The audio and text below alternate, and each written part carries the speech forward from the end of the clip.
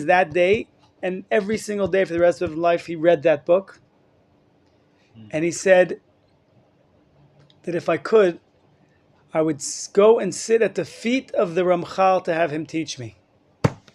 You understand what we're talking about, who the Gaon of Vilna is? And this is what he says about this book. Well, before we go into that, I just want to say one thing about Rav Kook, because we're here in the yeshiva of the students of Rav Kook. When Rav Kook got off the boat in Israel on a few days from now, which is Yom Yerushalayim, Kafchet Iyar, he arrived in Israel, and he celebrated every year the day that he arrived in Israel, which was Yom Yerushalayim. Rav Kook coming to Israel was like the same when you have the state of Israel, you have the Independence Day, and you have Jerusalem Day, which is the soul of the state. Rav Kook was the architect for the soul of the state. He was the visionary. And when he came to Israel, he looked around at the landscape, the spiritual landscape, and he said, there's already Torah learning, there's yeshivas.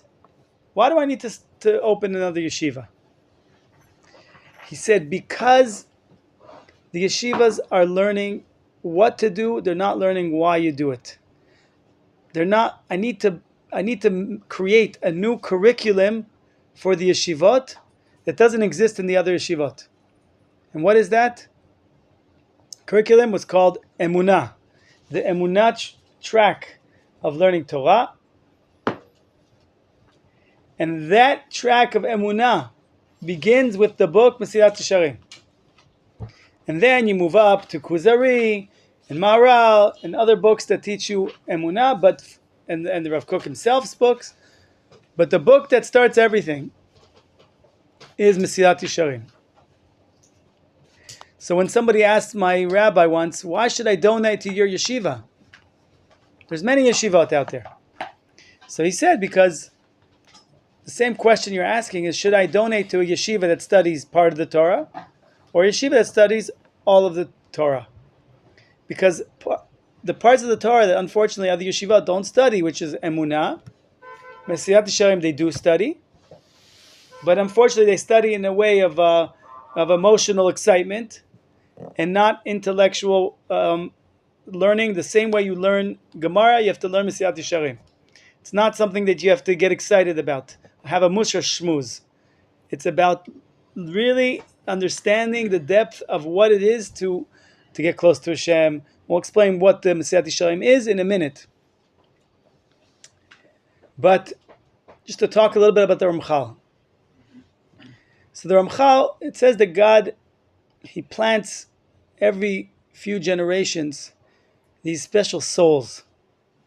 These souls are like meteors that come into the world and they give us light and give us food for generations, like the Rambam, like the Arizal. And then in our recent times, we have people like the Ramchal, like the Gaon of Vilna, like the Baal Shem Tov, like the Baal Tanya. There's these souls that are so big and they're a gift to the world. They come from another world. This is the Ramchal. The Ramchal passed away when he was 38 years old. And it says, you're not supposed to learn Kabbalah till you're 40. It's a good thing that the Arizal didn't know that and the Ramchal didn't know that. Because he already, by the age of 7, he already knew the whole Gemara by heart. And so on and so on. But, so why did he write this book? So here's the story. The Ramchal lived shortly after the false Messiah, Shabtai Tzvi, Yemach Shimo. There was a false Messiah that the majority of the rabbis believed he was the Messiah. And then it turned out that in the name of Kabbalah and his charisma, he had a belief that he had to perform the 49 levels of impurity in order to uplift the sparks from the lowest places. So he was raping women, married women, and children, everything terrible that you could do, every impurity you could do in the name of Kabbalah. And then when he finally reached the Sultan of Egypt, who said to him, I hear you're the Messiah. Yes, I'm the Messiah. Okay, so how about we chop off your head and see how the Messiah functions with his head off his body. Wait a minute. I have to uplift the sparks from from Islam, and I need to convert to Islam. And then everyone realized what the story was. He converted to Islam, and that was the end of the story. But there was a major crisis in the Jewish people as a result of the false Messiah. And the rabbis now were on a witch hunt. Anyone who's learning Kabbalah needs to be shut down, because look at that man who was learning Kabbalah, and look what he did. So they went to the authorities. The Ramchal lived, Rav Moshe Chaim Lutzato, he lived in Italy. They went to the authorities. They said there's this young rabbi starting a rebellion against the king, and they put him in prison. In prison, the rabbis came in and said, look, we don't know if you're good or you're bad, but we don't want anybody teaching or learning Kabbalah. If you sign this document that says you will not learn or teach, they will not put out any books of Kabbalah, you won't teach Kabbalah anymore, we will find a way to get you out. The Ramchal signs it. His rabbi, Rabbi Yeshua Basan, comes to him and says, how could you sign a document that says you will not teach Kabbalah? That's your calling, that's your mission in life, this is your... He says, what do you want me to do, die in prison? But always read the fine print. I signed the document saying, as long as I am in exile, I will not write Kabbalah. And I'm going to Israel. And he went from Italy to Amsterdam. In Amsterdam, he had a burning desire to write, to share, and he was trying to think, what do the Jewish people need right now? More than anything. What is the book that is missing in the Jewish library that is the call of the moment? Let me think. A rabbi that they thought was holy was corrupt. People need to know, what is the journey that a person takes to become a holy person? And based on this journey, they'll know that they're connected to the right person. So this book is a guidebook, and the Ramchal writes himself, it's the book of the journey I took himself to become who I am. The steps that I took to become the person that has Ruach HaKodesh. Let me explain that word. What is Ruach HaKodesh? So there used to be something called prophecy. Not long ago, 2,000 years ago, we had thousands of prophets. We have the prophets that are written down, the 48 prophets that were written down in the Tanakh, and those things are there because they apply to us through all generations. But there was 1.2 million prophets in a period of 800 years. From when we came into Israel, there was prophecy. And so it means thousands of prophets a year. Everyone was connected to a prophet. Second temple, God decides it's time to get rid of the prophets. We're going to exile. We're going down a level. But in order for there to be freedom of choice, Ze lumat ze bara Elohim, God created a balance and freedom of choice. So because you had the prophet on one side, you had the idol worshiper on the other side. And if you would sit here at the table and a prophet would come to talk with you, and someone who was an idol worshiper would come to talk with you, you would walk away not knowing which one to choose. Why would you choose the prophet? Because God said, Re'eh anochi noten lifnechem bracha uklala et hachaim v'et hamavet ubacharta b'chaim. See that I place before you life and death. Choose life. Yes, you have. It's true. He's inspiring. It's true. He speaks fantastic. That's why we have to be very careful. All of these, coexistence conversations with experts, philosophers, professors on, from explaining their theories. It's not always so simple to have these discussions, because if you're not strong in who you are, if you're not clear on your belief, you could get very, very, you can get, swept away and pull you to the other side. That's the reality. So the Ramchal wrote a book, the guidebook. Now that prophecy stopped, idol worshiping stopped, it went down one level. Today, the highest spiritual level a person can reach is called Ruach HaKodesh. Ruach is wind, spirit of holiness. You're driven from inside. It's like you're so connected to God. You become so pure, so purified, so holy, so connected that you, on your own, you're pulled to do the will of God. It just happens with you from inside of you. That's Ruach HaKodesh. And then the other side, you have Ruach HaTumah. There's some very powerful spiritual leaders that are evil people. You don't see it. They speak nicely. They have wonderful theories. But they're drawing from the bad places. Like Bilam. It says that you had Bilam and you had Moshe Rabbeinu. Bilam says he used to sleep with his donkey. It was like his wife. We're getting there in this generation. Soon it's going to be a normal thing. You have a man can marry a man can marry an animal. Why not?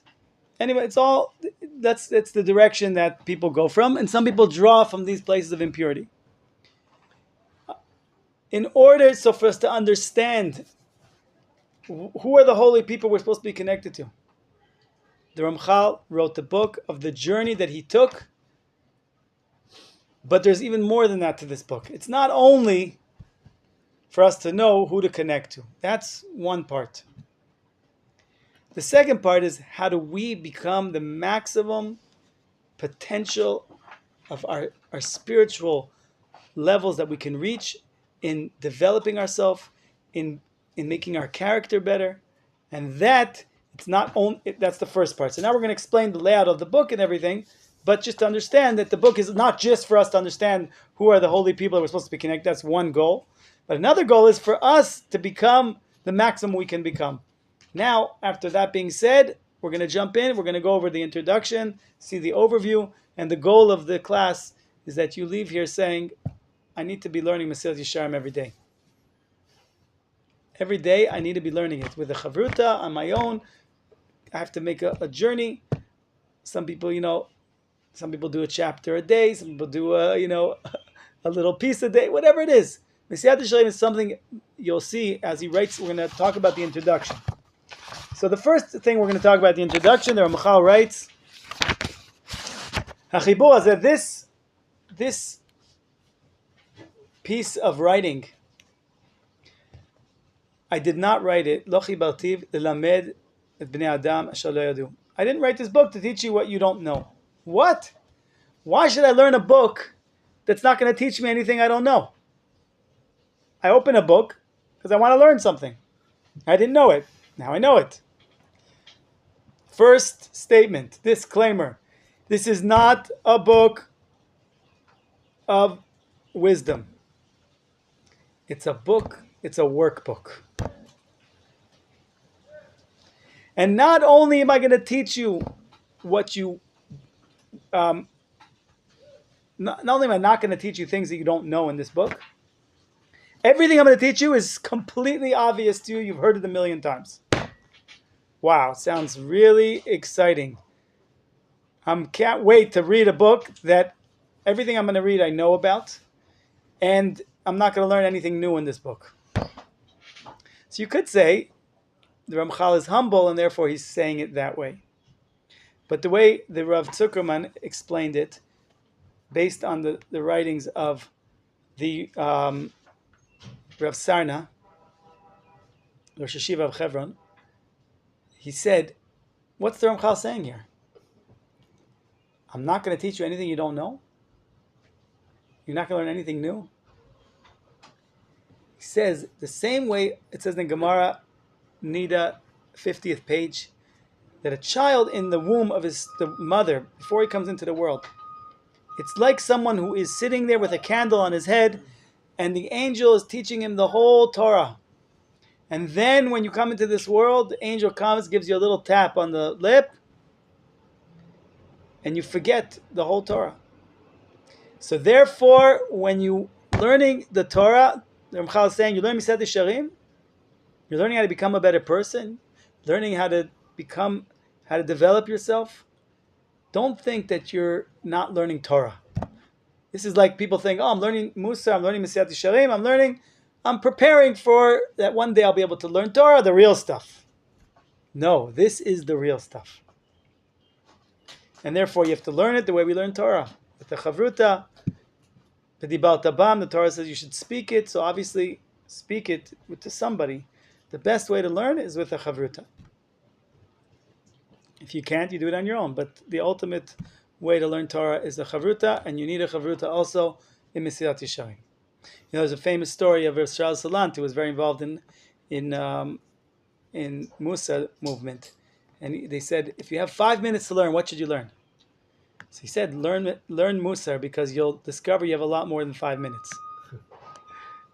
So I said, the goal of this class is that you'll want to study this book every day. Okay? So let's move on. And I don't know if any of you saw Google Earth. You look at the world, you see the world. And then you go in and you want to see Israel. And then you go in and you want to go to Jerusalem. And then you go in and you want to see the street that you're standing on waving to the satellite. Okay? So this is the world. This is the country, Israel. Then Jerusalem and the street. Why am I saying this? The Torah is like looking at the world. The Torah is very condensed. You have in the words of the Torah, the whole Gemara, the whole Mishnah, everything's there. Bit b'Torah bara alma. You look in the Torah, the world of the words of the Torah. God looked into the words of the Torah and created the world. You have everything in a very, tamtzit, in an essence, a central way, but it's in one word, it's in one line. That's the world. And that is the Torah. Okay, so that's the Torah. Then you go in deeper and you get to what is explaining is the Mishnah. The Mishnah is like going into the country, Israel. And going deeper is the Gemara. The Gemara explains the Mishnah. And then it expands it more. And you go in and then you see, then you have halacha. Halacha is you're walking on the street. The word halacha in Hebrew, atri halachot ela halichot. How to walk. Can I do this? Yes. Can I can I walk there? Can I step here? Can I carry this? It's like actual steps, practical, most down-to-earth things that you do or don't do. So this book, Mesilat Yesharim, is based on the same idea. You have one pasuk that this whole book is based on from the Torah. Parshat Ekev in the book of Dvarim.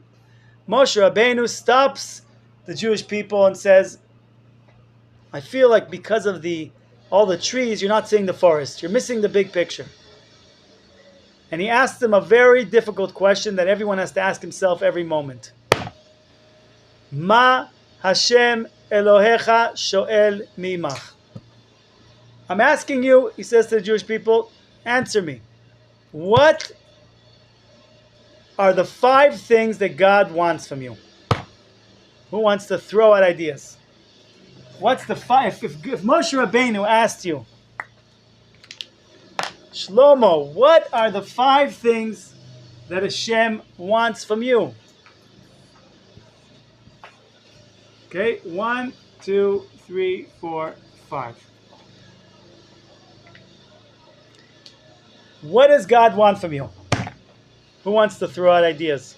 To love Him. Oh, beautiful. I'm going to put that here. I'll explain to you why after. So, or maybe I'll put it this way. Oh, sorry. Okay, we'll write it backwards. 5, 4, 3, 2, 1. What's your name again? Sorry. Micha. Micha said Hashem wants us to love Him. That's number 2 on the list. What's the first? What? Right, but what else? There's 5 things. You got 1. Keep going. What else does God want from you? To serve Him. Serve Him is to keep the mitzvot, you would say. well, worship service, like worship. What does that mean? Well, that's what the Rambam translates service in the Shema So and what does the that mean? Ahavta as saying prayers. So what is saying the so tefillah. serve him? Serve him would mean Tefillah with words. so serve him with your heart, right? Like to really be. So that would be here. That's here. Le'ovdecha b'chol levavcha. Okay, with all your heart, to really to serve it, to be connected to him, to like do it like with intention, right? The right intention with your whole heart and soul. Okay, beautiful. We still have 3 more things. Fear. So you, even though it's not called fear, we're gonna take that close enough. Yira. Fear is pachad. Yira is admiration, right? It's like something so big. I'm busy trying to like in my computer game, trying to like beat that monster, and the creator of the world is busy taking care of the whole world. Hazanat olam kula, feeding the whole world, looking out for the whole world. He sees the whole entire world that he's giving. I want to be part of that. Yira, love. Sorry, oh no, I missed love. Love is the number 3. This one's, and I'll tell you why the order is very important. I don't have a pen that works. What can we do? Avodah? That's avodah, you would say mitzvot. Okay. So the mitzvot would be here. Why did I do it this way? And I'll explain to you after why. Okay. Keep going. We're missing 1. One more. Hint. A hint? I am sitting there playing my computer game, and God is like so big, taking care of the whole world. What do I have to do that I want to be part of that big plan? I want to be part of that big plan. I also want to be thinking outside of myself and caring for others and being a person that is selfless and caring. And so what is that? No, it's more about, this is about yourself. Cheshbon nefesh. In one word, it's called tikkun midot. It's called vehalachta bidrachav. The Rambam writes that if you want to walk in God, what does it mean to, from where do we learn in the Torah that you have to become a better person? You learn it from vehalachta bidrachav. Walk in God's ways. God is compassionate, you be compassionate. God, in other words, to not say, this is who I am, accept me the way I am, I'm perfect the way I am. No, you're not. You have a long way to go, and you have a very high potential, even though at the moment you might be in a very low place. Even though at the moment you might be stuck in the mud, but your potential, what's called, the Maharal talks, bekoach ubefal. Befal, in action, I'm playing the computer game, and I don't care about anybody or anything. But before, in potential, I could be a person that's great, that's growing, that cares about others, that's advancing and right, and a big person. Now I'll tell you why I put it in this order.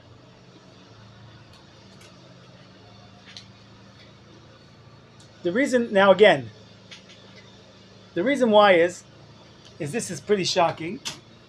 Look at this. There's something called the 80-20 rule. 80%, 20%. They say in business, 80% of your business comes from 20% of your clients. Right? Recurring clients. But if you look at this mountain, 1, 2, 3, 4 of these things are all things in your heart, are all things that are in your, nobody knows about. Does anybody know that you have yira, that you have admiration for God? Does anyone know that you're working on your character? It's between you. Nobody knows how hard it is for you, what you're working on. Nobody knows that you love God. Nobody knows that you're serving God with all your heart, all your soul. You're fully present, your kavanah, your intentions. This is all the inner world, your internal world. Lift up the hood of the car, and you get of your internal world, this is what you see. Then the tip of the iceberg are the mitzvot.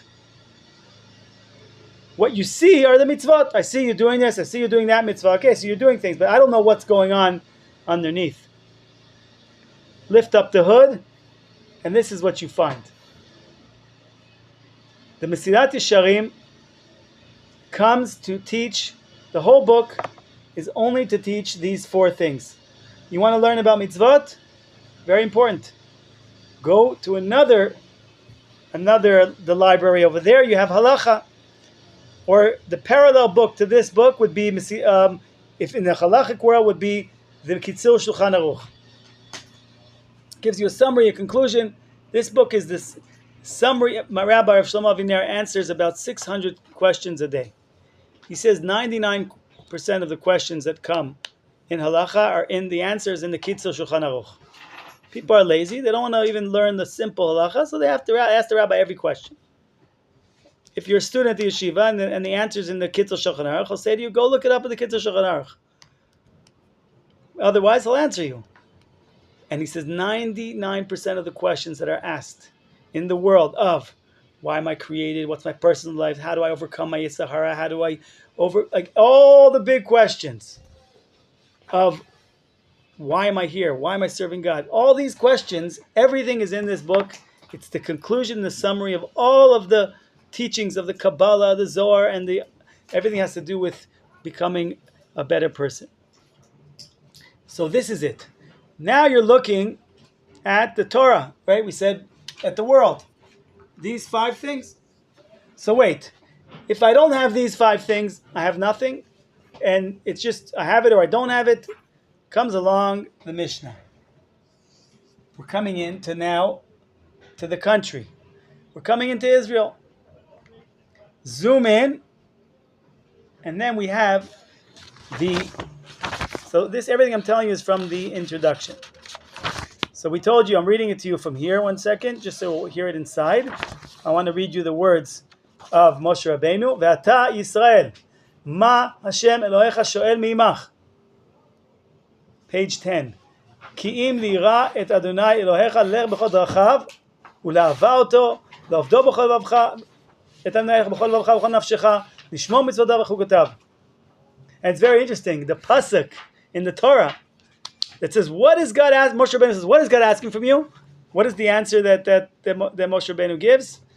Li'ira oto, lelecha b'drachav, le'ava oto, b'chol vavcha, la'ovdo b'chol nafshecha b'chol nafshecha, right? U'le'avot Hashem alech b'chol vavcha nafshecha. And in the next pasuk, ve'lishmor mitzvotav. It's in a separate pasuk even.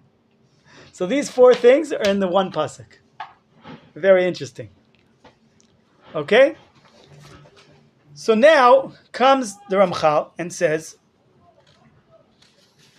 okay, it's very nice, but how do we now, what's the Mishnah that teaches us that it's not all or nothing? Break it down, make it more simple, make it more steps for me. And this is the Braita v'zeh leshono, Braita Pinchas ben Yair. Pinchas ben Yair. Okay, just say a word about, the whole book is based on the Braita. Braita is like a Mishnah of Pinchas ben Yair. Who was Pinchas ben Yair? Pinchas ben Yair was one of the Tanaim from the time of the second Beit HaMikdash, and he was famous for what? For releasing hostages. We have to daven that this class should be in the merit of the Jewish people releasing the hostages through bringing the Hamas down on their feet, not any agreements or through them begging us to take back the hostages and destroying them. Pinchas ben Yair, he used to go and release hostages. And there's a story. One day, he was on his way to perform his mitzvah. It says there's no greater mitzvah than the mitzvah of releasing hostages. And he's going to release the hostages. And there's this raging river. And he says to the river, split. I need to go and perform the mitzvah. And the river says to him, I will not split. Because you are going to do this mitzvah. Do you have a guarantee that you're going to succeed? No, you may not succeed. They may not be alive already. They may, who knows what. But for me, I am flowing water here, and I'm succeeding doing what the creator of the world chose for me to do. So you maybe will succeed. I'm for sure succeeding doing my mission. So I'm not going to split. Rabbi Pinchas ben Yair says to the river, we're not having any discussions. Either you split, or I will decree there'll never be water flowing through this river. And the water splits, and Rabbi Pinchas ben Yair goes through the water to the other side. What do we learn from this story? Many, many important things, and we're not going to go in depth into the story. But the basic idea is that we are all hostages. What are we? Where are we in prison? We're in prison of our selfishness. We were talking about it before. We're stuck in our own. All I can see is me, myself, and I. En od milvadi. There's nobody else but me. And it's getting worse and worse since the new generation. That's why people want to get married later and don't want to get married and don't want to have children, because why should I? I was once in a taxi with a Uber driver, and I said to him, I try to make conversation. Do you have any children? Oh yeah, I have a child. Oh really? He says, yeah, I was with a girl. We were together for, I don't know, 15 years. Then we thought to ourselves, we're going to be old. Who's going to take care of us? We should have a kid. So we had a kid. So I said, oh, very nice. Are you going to have another kid? Are you crazy? Do I own a farm? Like, I need one kid to take care of me. That's it. Like, it's all about me. There's nobody else. If I had a farm, I'd need kids to work the farm so I could have kids. But it doesn't work that way. So we're all stuck in our prison of selfishness. Comes Rabbi Pinchas Yair, and he gives us this breita, this Mishnah that tells us, how do we get out of prison? How do I get out of a selfish prison? Here we go. Now we're going into Israel, into the country. How do you get out of prison? I'm erasing this if you don't mind. Or I'll leave it here so we can see. Basically, if you want to get out of prison, you have to take 1, 2, 3, 4, 5, 6, 7, 8, 9 steps. And these, so the Breita says, Torah meviya lidei zehirut. Zehirut meviya lidei zrizut. Nekiyut. Okay? Well, it goes on. There's 9 steps that you take if you want to take this journey of having these 5 things.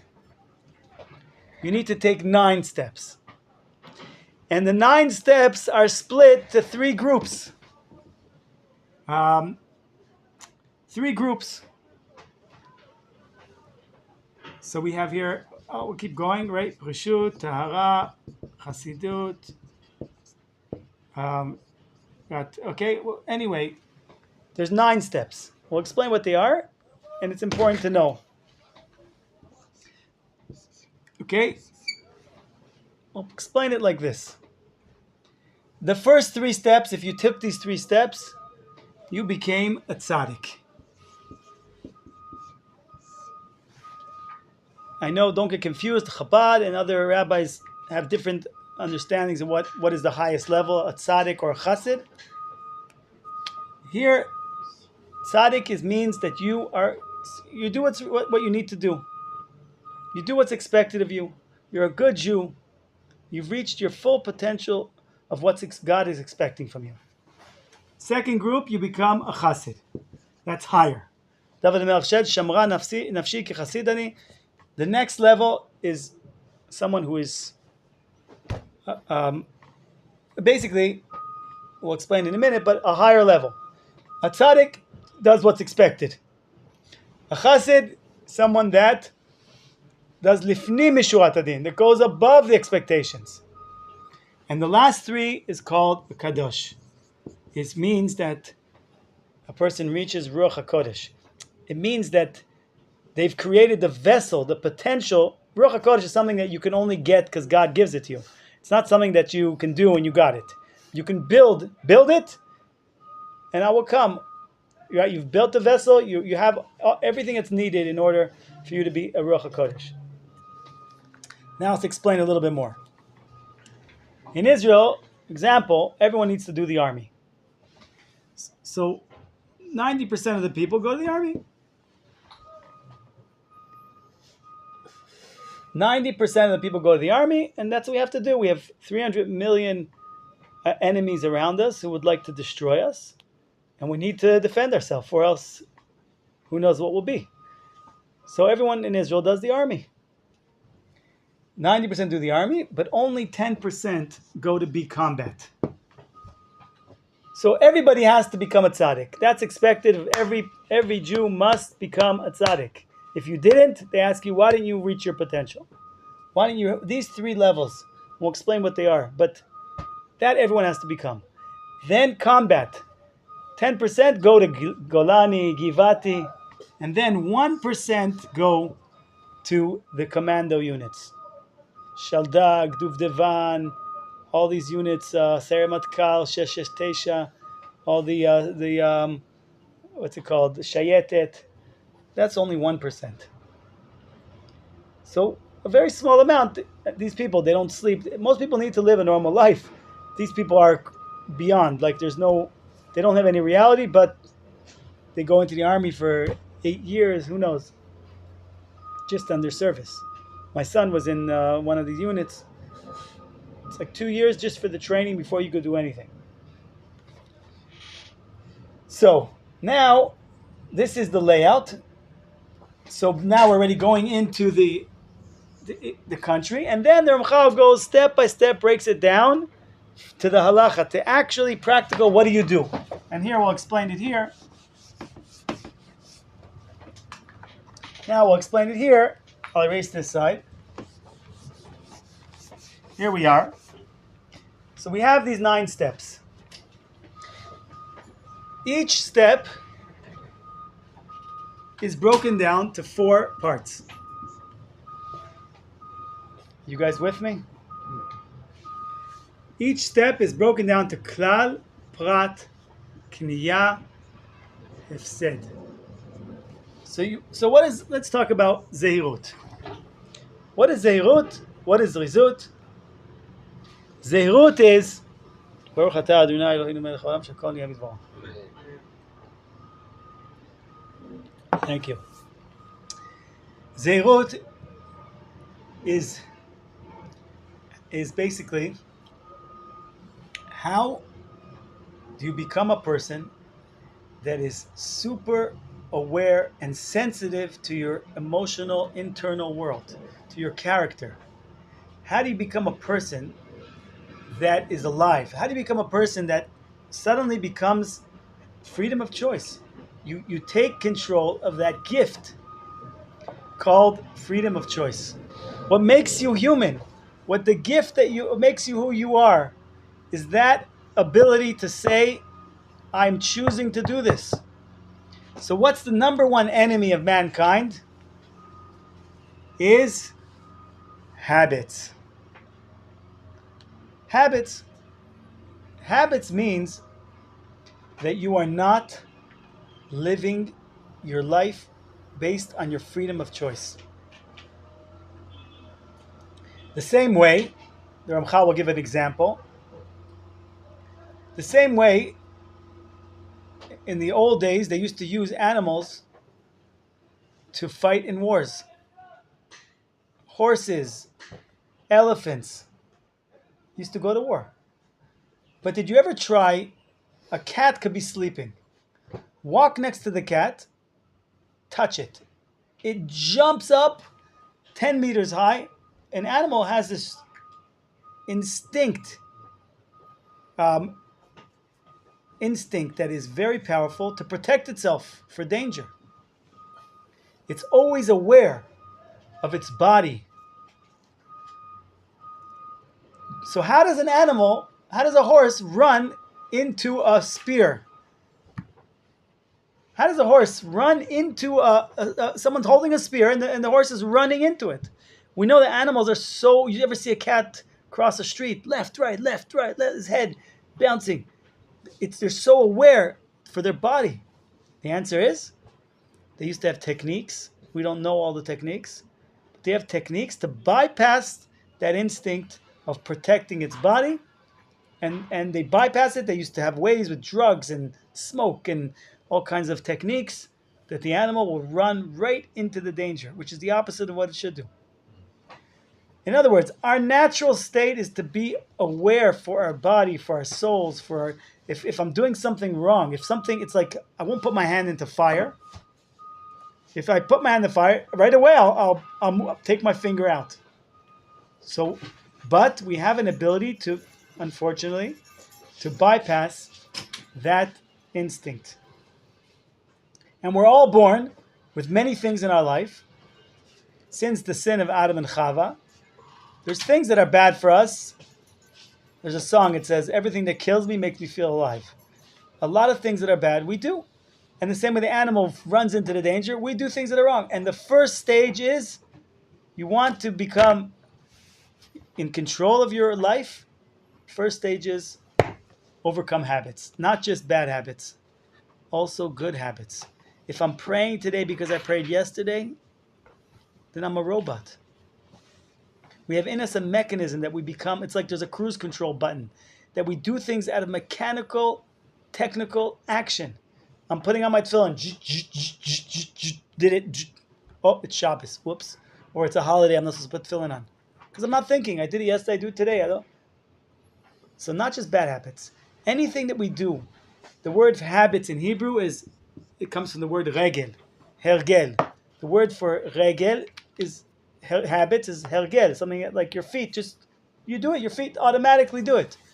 What's the furthest place away from your feet? Your head. What is the name of Am Yisrael? Li Rosh. Become a person that has a head, that doesn't just let your instincts and your low desires lead you and guide you. Make choices. Be in control of your own reality. So the first stage is Zeirut. Become alive. Become aware. Make choices. How do I do that? How do you do it? Good question. You got to break it into 4. First, klal. First, understand the enemy. Understand the challenge. Another thing like habit of not being aware is being drunk. Right? You're not there.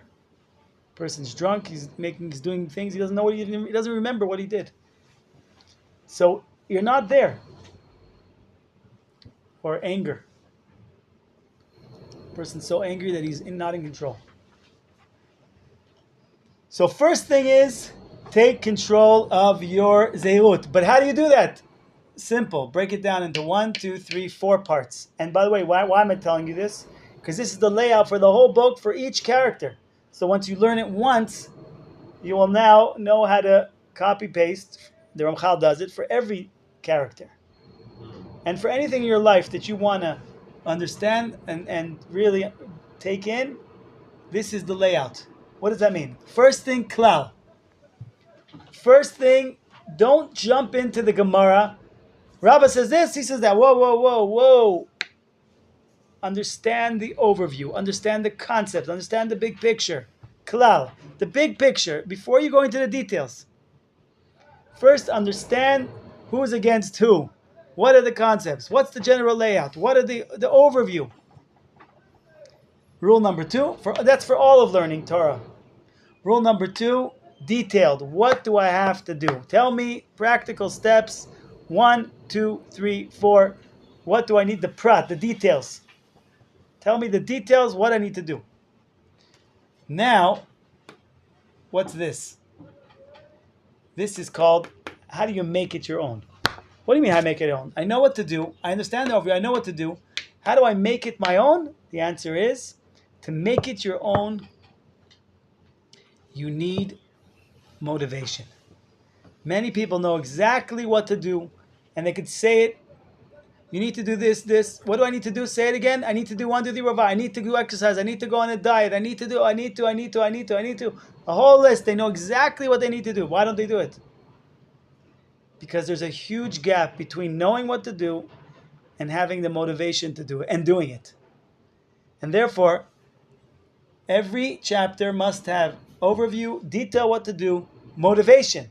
And the motivation is split to three different types of motivation based on three different personality types. Who you are, you have to know who you are. Not everyone is motivated in different ways, and you have to find the ways that help you motivate yourself to do it.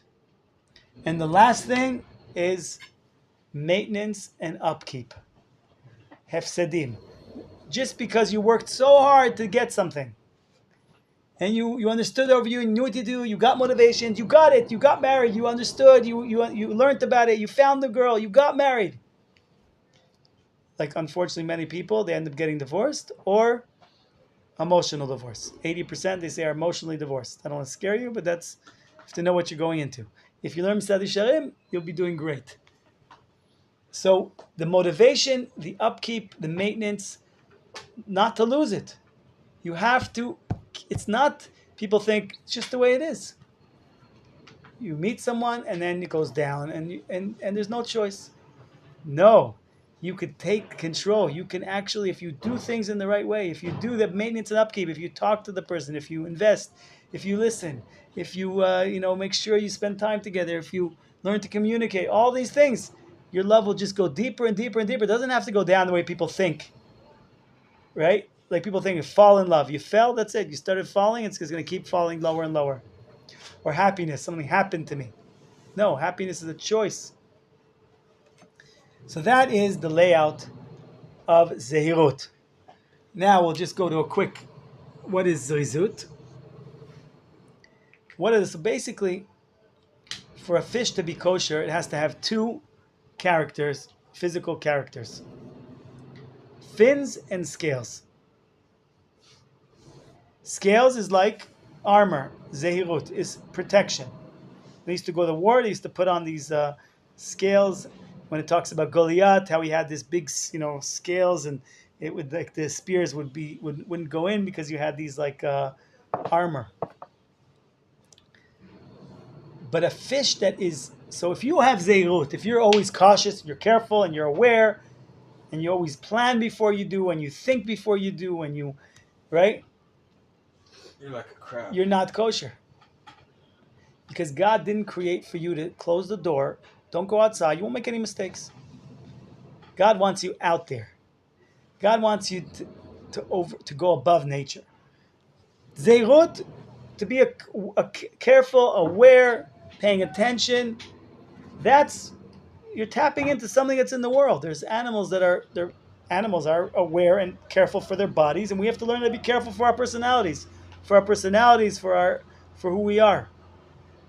We have to turn on that sensitivity for something that is bad for me, and I jump away the way the cat will jump away from some danger. I also don't want to stay. I don't want to stay there. But that's only half the battle. Zeirut, staying away, being careful, is only half the battle. Because God created you to move, to create, to go out there, to make a Kiddush Hashem. Not only, I didn't do a Chilul Hashem. Did you do a Kiddush Hashem? And that's Zrizut. Zrizut is excitement, is passion. Where is your fire? Where's your fire? How do you go above nature? We know that there's something called gravity. Gravity pulls everything down. We are called Adam, which comes from Adama. God took the earth and blew life into it. But we're also called the Ish. Ish comes from the word of Esh. We also have a soul. If you look in the Torah and you see Avram, Yitzchak, Yaakov, Rivka, they're all running. She ran to feed it. Avram Avinu ran. Call Sarah. Let's go. Where is all this excitement going on?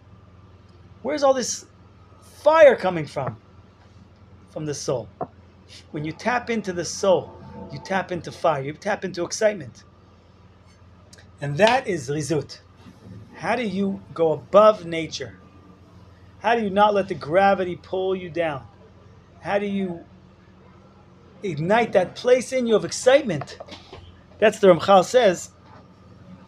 And for example, just to give you a little idea, what is what is zrizut? What is this excitement about? Zrizut is about when you think about something, do it. When the time comes, grab it.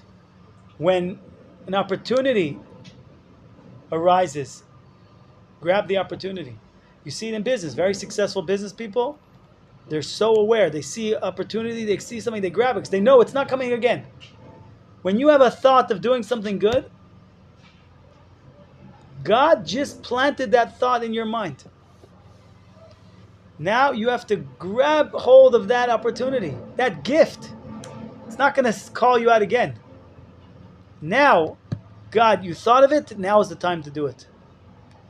And in order to get into that mindset of zrizut, you have to, like I said, you have to understand the overview.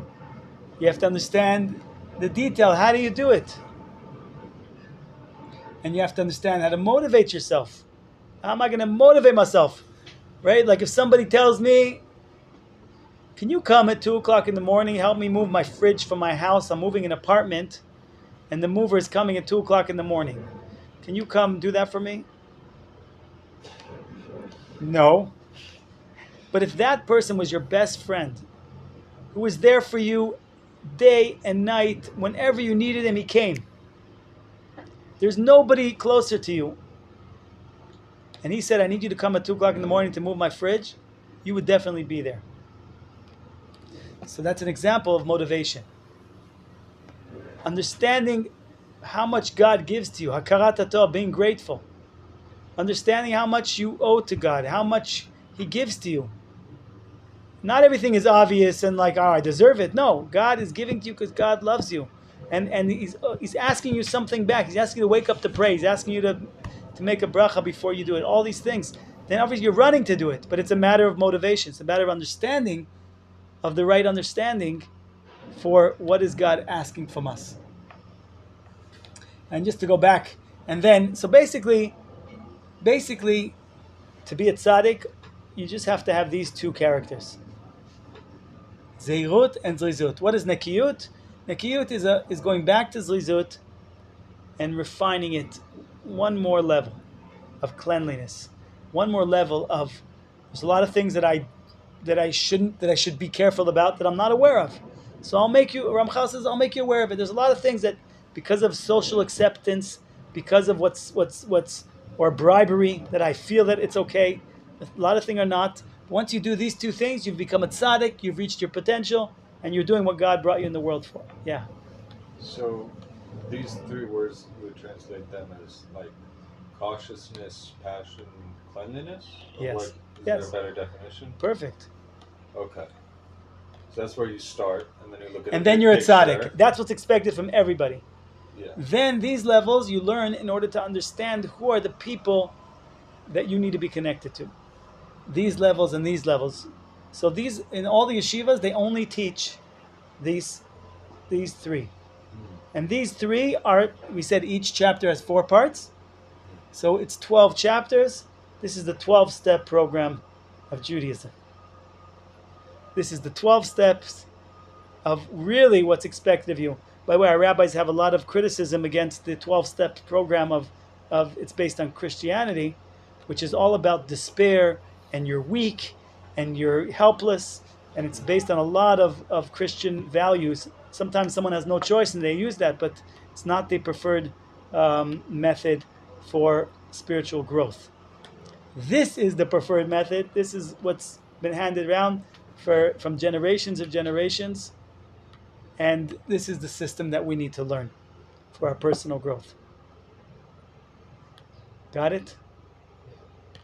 Now, all we got to do is try to live it. Small task. So thank you, everybody. And we should be in the zchut that we should have merit to get close to the Ramchal and walk in his ways and walk in the ways of Hashem and become better people. Amen.